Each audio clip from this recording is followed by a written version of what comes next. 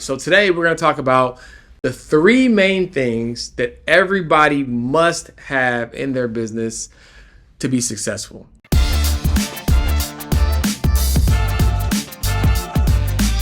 Hey, what's going on, family? Welcome back to another episode of Financial Freedom Fastlane. And today we are all the way on the left coast, the west coast in sunny California. Actually, right now, if I was on the East Coast, it would be, Thursday night, right? But I still got plenty of day, plenty of time to take advantage of the wonderful city of LA while y'all on the East Coast gotta be asleep. But truth be told, the jet lag's probably gonna hit me and kick in, and I'm gonna be asleep right there with y'all. But super excited for this episode because I know that everybody is trying to either create a side hustle, grow their side hustle, expand their business. And sometimes you don't know exactly where to start or what are those levers you can pull to really make sure that you can have the best success with your business in 2023.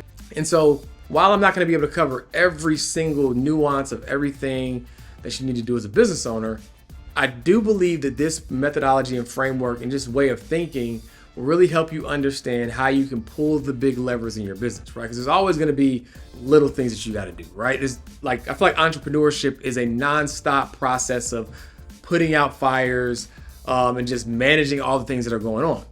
But at the same token, if you really look at things as simply as possible and understand those big needle drivers, you'll really understand what can move the needle for you. All right, so today we're going to talk about the three main things that everybody must have in their business to be successful. All right. So the first thing you have to have in your business sounds pretty simple, but you have to have a good product, right? You have to have a quality product. Sometimes people try to skip over this process. They want to have something that is just good enough. They want to have something that's on par with like the general marketplace, and that's okay. But if you don't want to be commoditized and you want to really stand out, quality is that lever that's really going to do it for you. And it doesn't matter whether you sell clothes or you have a service-based business or you have a restaurant. The thing that will always make sure that you have a fighting chance of staying in business and standing out from the competition is a quality product.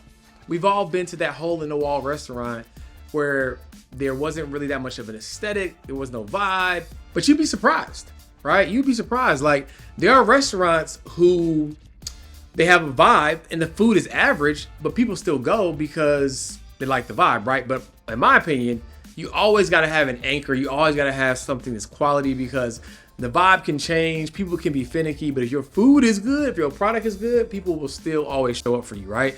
So make sure that you are always making efforts to make your product world class, right? Got to have a good product. The next thing you have to have, right, is you have to have a distribution, or let's call it a marketing arm, right? Like, you have to have a way to get customers, because if you have all the best product in the world, but if nobody knows about you, right, you'll be the best kept secret. I heard this quote one time, and it said that a hit song is not made, it's marketed, right? Because if everybody keeps hearing it, it's the only thing that people keep hearing, that's the song that's going to be successful. That's the song that's going to end up being a hit, right? Even if there's an indie artist who's much better, way more sultry, like, they're not going to win. Well, I guess it depends upon how you define success, but they're not going to win from a mainstream success standpoint because enough people just don't know who they are.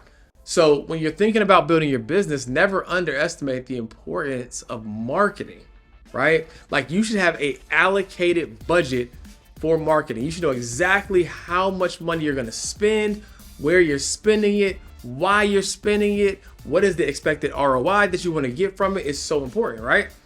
Now, here's the good news. What I've realized with these three levers I'm going to talk about today is you don't have to have all of them figured out on your own, especially this one, right? Because if you have a really good product, right, you can most certainly find ways to align yourself with marketing and distribution channels to get your product out to the masses, right? I'll probably do another episode on how I created this 6-figure campaign just by leveraging, right, people's audiences. We'll talk about that on another day. But remember, if you have a product, It's not good enough just to have a quality product. That's a great thing. That's the anchor. If you have that, you can always tweak things and figure out the rest. But the next most important thing is you got to be able to get in front of enough people so that you can sell that product. So ask yourself, what are the different ways that I can market? I can maybe put myself on a podcast or run podcast ads. I can run paid ads on Facebook and Instagram. I can do email marketing, text marketing, shout out pages, right? Or maybe you can even have a brand spokesperson, right? This is one I think that is really overlooked by smaller businesses. Big businesses get it, right? Look at Nike. They got LeBron, they got Jordan, they got all the top athletes, Serena. And I know what you're thinking. You're like, well, I can't afford those people, so why are you bringing that up? My point is, you just got to get creative. Because most people who are creative or artsy and have a big brand, they're not always the people who want to run businesses behind the scenes. They just want to do what they do best, right? So if you have a product or service that aligns with who they are as a person and say, hey, look, I got a great product. It's super quality. I would love to partner with you. I'll do a rev share, a profit split, an affiliate arrangement. Like, you never know what that person might be willing to do. Or if it really makes sense, even entertain the potential for equity, right? Because now you have someone who has a huge distribution channel, a huge mouthpiece, a huge marketing arm that can literally be the face of your brand, take the audience that they've cultivated, and now get them into your ecosystem, right? So that is important. So many people have the amazing products, but just not enough people know who they are. So make sure that you figure out that, right? Your marketing and distribution arm, while you also create your quality product. All right, now let's get to the third one. This is really, really, really important, right? It is imperative that you have a solid infrastructure, right? That means your back end got to be right.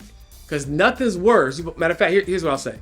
You know what's worse than not having enough customers? Than getting a bunch of customers and not being able to deliver on your promise. I'll never forget. It was the holiday season 2020 in the pandemic, right? Everybody was at home. I didn't realize people were going to be shopping like that. My brand took off. The Melanin Money Store. It took off. I mean, we had so many orders. It was crazy.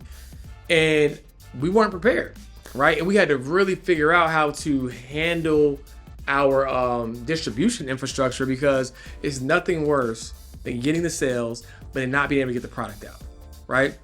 So you have to make sure you dial in the back end. Do you have customer service support? Who's manning the emails? Do you have your supply chain dialed in, right? Who's handling fulfillment, right? You want to really make sure that you test that out, and then not only just test it out, but stress test it. Because what works with 10 customers might not work at 100, and definitely might not work at 1,000, right? So you got to make sure that you're really identifying, do I have the bandwidth and the infrastructure to be able to support this business that I'm trying to scale when I get that marketing thing figured out, right? So that's like kind of the trifecta that I've realized that have been really, really helpful for me to just make sure that I know there's a lot of things I got to worry about, but if I can at least make sure I got these 3 things figured out, I probably will be in a good place. Having a good product, making sure that I have a strong marketing channel so I can get in front of more people, and then making sure that I can deliver on my promise. There's 2 ways I like to think about it, because I like to think about things in terms of frameworks, because that is easy to remember, right? So acquisition, right? You want to acquire a customer. Activation, you want to be able to deliver on your promise. And then also retention, right? Because if you deliver on your promise, right, then you can most likely retain customers and then increase your lifetime value. Another simple way I like to think about it is an airplane analogy, right? As a CEO of a company, my main job, my only job really, should be flying the plane, right? Now imagine you're on an airplane, and let's imagine that autopilot doesn't exist. You're on an airplane and the pilot leaves the cockpit and he walks back to the plane. He's talking to you. You're like, bro, if you don't get back to the cockpit, like we good back here. We need you to fly the plane, because if you're not good, then nobody's good, right? And that's how it is being a CEO. You can't be everything to everybody. Your main job is flying the plane, casting the vision, determining where are we going next, where are we landing, what new territory are we chartering. That is the job of a CEO.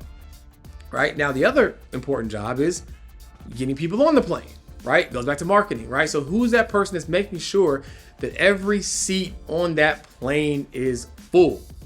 And we know airlines, they oversell it and they try to give you credit on the back end, right? So making sure that you have someone who's getting people on the plane. And last but not least, you have to make sure you have people that are taking care of the passengers, right? Who's passing out the pretzels and the Biscoff? Matter of fact, I'm glad I said that. I got one left. I'm gonna eat this as soon as I get off this video, right? Who is taking care of the passengers? Giving out the blankets, the headphones, making sure they're comfortable, making sure they know how to strap their seatbelt in, right? You gotta have that. So it's always in threes. It's always in threes, right? Gotta have those three core things. If you have those, I promise you, you'll be able to take your business to the next level. So guys, I hope this video was helpful. It was a quick one, but I wanted to just make sure that you guys could go into this next half of the year with some actionable insights and some things to think about, like, hey, do I have my marketing figured out? Is there anything I can do to make my product better, right? And do I have my back end figured out, right? So where I can deliver on my promise, my customers are happy, I'm getting rave reviews, and everything is everything, right? So guys, remember, that's this week's Financial Freedom Fast Lane. The quicker you get to your dream life, the longer you get to live it. Freedom is for sale if you're willing to pay the price.